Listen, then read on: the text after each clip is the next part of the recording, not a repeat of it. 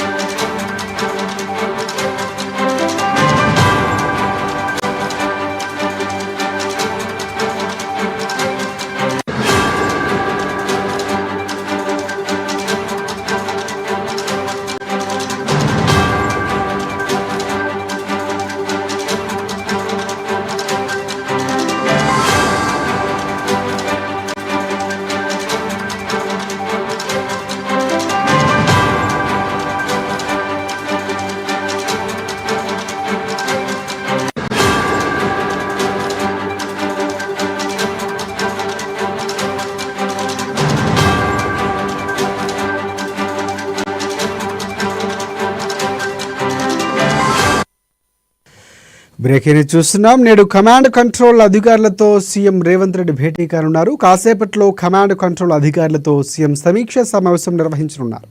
అనంతరం skill development upgradation ప్రాజెక్టుకు సంబంధించి సీఎం రేవంత్ రెడ్డి భూమి పూజ చేయనున్నారు. ఇక మధ్యాహ్నం 2:30 సచివాలయంలో పలు కంపెనీల ప్రతినిధులతో సీఎం భేటీ కానున్నారు. ఇక ఈ అంశానికి సంబంధించి పూర్తి అప్డేట్స్ అందించేందుకు హైదరాబాద్ బ్యూరో ప్రణయ్ వర్మ మనకి లైవ్లో సిద్ధంగా ఉన్నారు. ఎస్ ప్రణయ్, చెప్పండి, పూర్తిగా సీఎం రేవంత్ రెడ్డికి సంబంధించి ఎన్ని గంటలకు చేరుకోబోతున్నారు? ఇప్పుడు ఏమైనా ఇంతవరకు స్టార్ట్ అయినటువంటి పరిస్థితి ఉందా? అప్డేట్ చేయండి.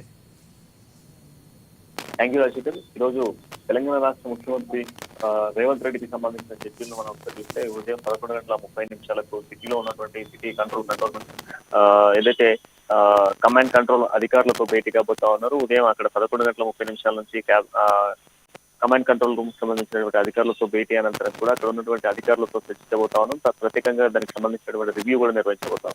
అనంతరం అక్కడ నుంచి నేరుగా కూడా స్కిల్ డెవలప్మెంట్ కి సంబంధించిన అప్గ్రేడేషన్ సంబంధించి భూమి పూజ కోసం మధ్యాహ్నం 12:30 మల్లెపల్లి వెళ్ళబోతా ఉన్నారు. ఐఐటి ప్రాంగణానికి చేరుకోబోతా ఉన్నారు. ఈ నేపథ్యంలో అక్కడ భూమి పూజ అనంతరం కూడా తెలంగాణ సచివాలయానికి చేరుకోబోతా ఉన్నారు. మధ్యాహ్నం 2:30 తెలంగాణ సచివాలయం చేరుకొని పలు కంపెనీలకు సంబంధించినటువంటి ప్రతినిధులతో కూడా రేవంత్ రెడ్డి భేటీ కాబోతా ఉన్నారు. నూతన కంపెనీలకు సంబంధించినటువంటి ఆహ్వానాన్ని పంపించిన నేపథ్యంలో చాలా మందితో కూడా ఈ రోజు భేటీ కాబోతా ఉన్నారు. పలు కంపెనీలకు సంబంధించినటువంటి ఎండీలు, సిఇఓలతో కూడా భేటీ కాబోతా ఉన్నారు. ప్రధానంగా తెలంగాణ అభివృద్ధికి సంబంధించినటువంటి అంశాల్లో నూతన కంపెనీలు తీసుకొచ్చేందుకు ప్రత్యేక ఏర్పాట్లను చేస్తా ఉన్న నేపథ్యంలో వాటికి సంబంధించినటువంటి ప్రతినిధులతో కూడా భేటీ కాబోతా ఉన్నారు.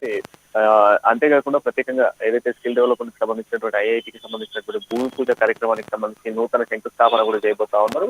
మరో విధంగా మనం చూస్తే సిటీలో ఉన్నటువంటి క్రైమ్ రేట్ కావచ్చు, లేదంటే కంట్రోల్మెంట్ రూమ్, ఏదైతే సిటీలో ఉన్నటువంటి కంట్రోల్మెంట్ రూమ్ నుంచి కంప్లీట్ గా కూడా అక్కడ పర్యవేక్షించబోతా ఉన్నారు. అక్కడ ఉన్నటువంటి ఉన్నత అధికారులతో కూడా భేటీ కాబోతున్నారు. ఈ రోజు కంప్లీట్ గా కూడా ఈవినింగ్ వరకు కూడా సచివాలయంలో ఉండబోతున్నారు. మధ్యాహ్నం 2:30 నుంచి కూడా సాయంత్రం వరకు కూడా రేవంత్ రెడ్డి కంప్లీట్ గా కూడా సచివాలయంలో ఉండబోతా ఉన్నారు. ఈ రోజు సచివాలయంలో నిర్వహించేటువంటి ఈ యొక్క ప్రతినిధులకు సంబంధించి నూతన కంపెనీలకు సంబంధించినటువంటి ప్రతినిధులతో భేటీ అయిన నేపథ్యంలో కూడా వాళ్ళకి సంబంధించినటువంటి ఆ కంపెనీకి సంబంధించినటువంటి ప్రోడక్ట్స్ కావచ్చు, లేదంటే ఆ ప్రాజెక్టులకు సంబంధించిన అంశాలపై కూడా క్షుణ్ణంగా చర్చించబోతున్నట్టుగా తెలుస్తా ఉంది. శేఖర్, అనంతరం స్కిల్ డెవలప్మెంట్కి సంబంధించి అప్గ్రేడేషన్ ప్రాజెక్ట్ కూడా భూమి పూజ చేయబోతున్నారు. 2:30 కంపెనీల ప్రతినిధులు ఏ కంపెనీలు రాబోతున్నాయి, ఆ భేటీలో ఎలాంటి అంశాలు చర్చించబోతున్నారు, ఏమైనా సమాచారం ఉందా? ప్రైవేట్ కంపెనీస్ కి సంబంధించి అదేవిధంగా సాఫ్ట్వేర్ కి సంబంధించిన కొన్ని కంపెనీస్ తో భేటీ అయ్యేటువంటి అవకాశాలు కనబడతా ఉన్నాయి. ఐటీ డిపార్ట్మెంట్ కి సంబంధించిన కంపెనీస్ కూడా తీసుకొచ్చేందుకు ఇప్పటికే ఏర్పాట్లు సిద్ధం చేస్తా ఉన్న సిచ్యువేషన్స్ కనబడతా ఉన్నాయి.